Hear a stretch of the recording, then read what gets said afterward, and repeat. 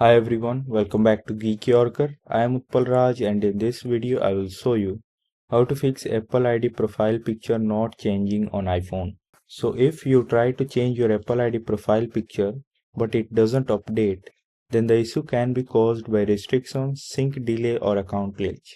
And to fix all of this, open Settings app on your iPhone. Now scroll down and click on Screen Time option and here go to Content and Privacy Restriction. Then if you enable this toggle right to content and privacy restriction, then scroll down and click on account section and here make sure you allowed account changes. So after allowing, just close settings app immediately and reopen it again and check if the profile picture updated or not.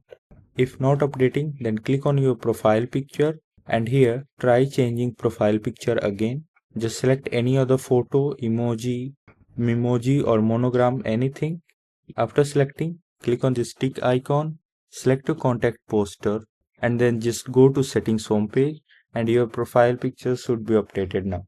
And if the picture is still not updating, then check your internet connection or restart your iPhone once. And if nothing works even after trying all these things, then click on your Apple ID name, scroll down to bottom, sign out from here and sign in with your Apple ID again. So after doing this, your profile picture should update properly.